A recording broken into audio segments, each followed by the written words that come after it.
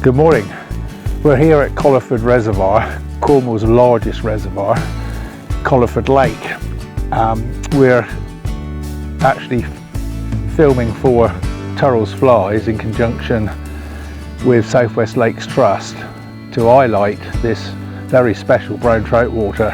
Here at Collifford is approximately 900 acres, so it's a vast piece of water, 12.5 miles of bank to fish, and access is between Launceston and Bodmin, about halfway between the two on the A30, and literally only 2 minutes off of the dual carriageway.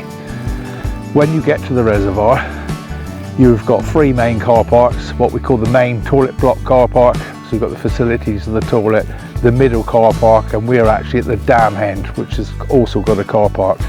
There are height restrictions, but you can park on the verges on the side of the road, so it's no big problem. We're actually targeting brown trout. That is the main species in the reservoir, so we've got a mixture of wild brown trout, resident brown trout have been in here for several years, and recently stocked brown trout. There are a few other species, stickleback, rough, which they can be feeding on, but they seem to do particularly well here. So up against it slightly today with very bright sunshine, and I've picked a bank where the wind's coming in on the wrong shoulder for me, but I'm going to cover how I would go about approaching fishing this lake, and also the tackle we use and the flies and lines. So the tackle of choice for myself is a 9-foot 5-weight rod with a floating line, and I've teamed it up with 2 flies.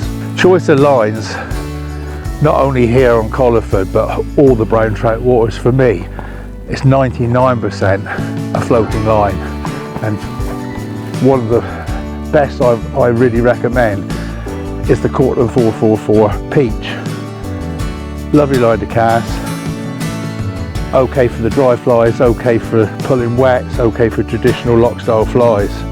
But there are occasions, if you're fishing a deep, really deep water, which this isn't on this particular lake, or very heavily windy water, and you want to get the fly to sink, you can use a inter. And I wouldn't use anything other than those 2 lines personally. This happens to be a Cortland intermediate. It's a slow intermediate, probably 1 inch per second. But that would be the 2 main lines. 3 of the main tippets and leader material that I use. First of all, I generally use around the 8-pound mark, and that's an 8-pound nylon. I quite often use that when I'm on the dries. A 7-pound fluoro, and that's one of Turrall's cheaper versions. And then the more expensive, and this is the one I use mainly, is an 8.4 ultra premium fluoro. It's quite expensive, but the knot strength is absolutely superb and well worth the extra little bit of money. Fly selection. This is my own fly box that has a fly tire. I tweak and make various different changes to patterns, but they're the normal sort of lock style flies and a few lures. Turrall's do a lovely selection of flies which covers every sort of aspect. So they'll do packs of nymphs, these lures, muddler minnows, exceptionally good on a windy day. On a rainy, windy day, a muddler minnow brought across the surface, nothing better. And then when we get a little bit further into the year, daddies, beetles, fished either just subsurface or on the surface as a dry, fantastic.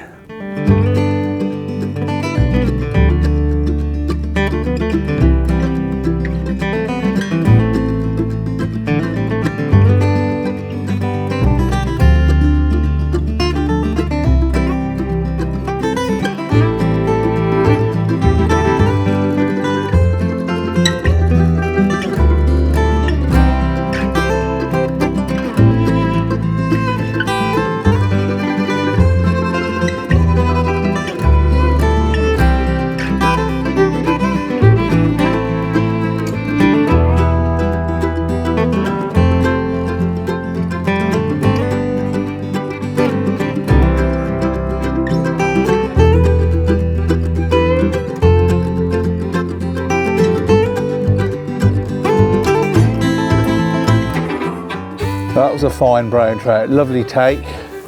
It took the beaded blue Zulu on the point, and it really is what you fish these waters for down here. Cracking fish. It's so easy. We covered about 100 yards and not hardly any takes. There was about 100 yards back, and then I void of fish, and you start to think, should I change the fly? But I've got a beaded blue Zulu on and a soldier poma, and it works. It's not the fly, and you've got to get it in your head. If those flies work, they'll work. And I was just about to start to change back to a single fly, which is still a productive fly.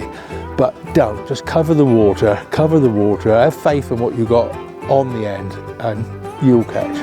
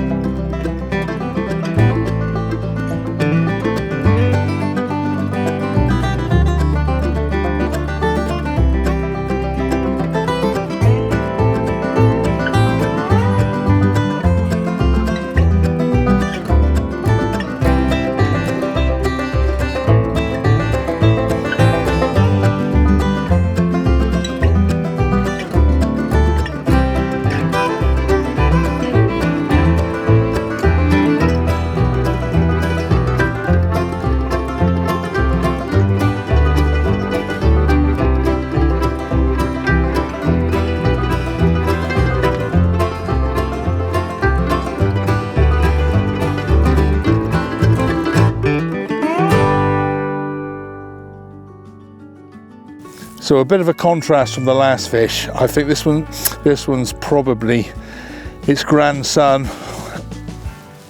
It's a little tiny one, but I think it's actually one of the actual residents or wild fish. And it's absolutely, look at the stunning colours on that, and the lovely tail on it. We'll go again with the camera. Look at that. And away we're going to let it go.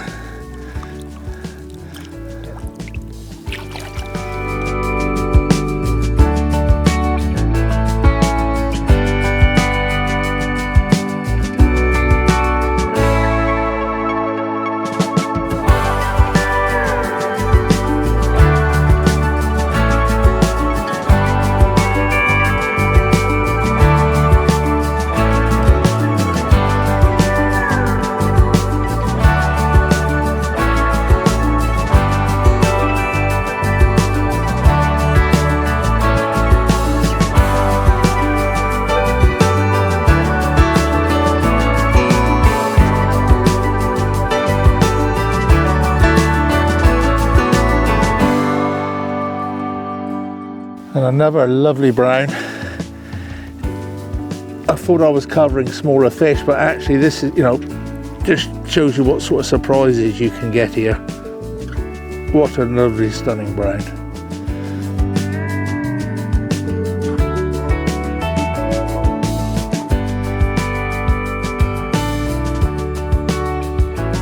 So we're just about to wrap it up for the day. We've covered quite a bit of bank, and as you can see, the best way is to actually just cover water, cast, walk. We've not had the best of weathers today. I've had to cast off my wrong shoulder, but I wanted to fish that particular section, so that was the only way I could really fish it rather than go to another bank, which I didn't want to do. We've not been blessed with the best of weather in the way we've had the wind. We've had very, very bright sunshine, and it's been high sun, and it's always difficult. It pushes the fish into the deeper water. But we've had three lovely brown trout, two of them absolute stunners. I don't think you could ask for a lot more for a moorings fishing, really. Before I go, we do run 4 competitions, one on each of the brown trout waters. That will be Collifford, which actually will be the next week. And then we have got Whistle and Pound near Barnstable, then Fernworthy, and at the end of season, Rodford.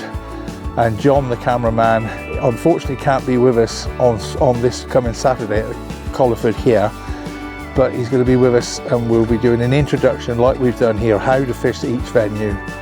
Also, he'll cover some of the competition as well, so it should be exciting here.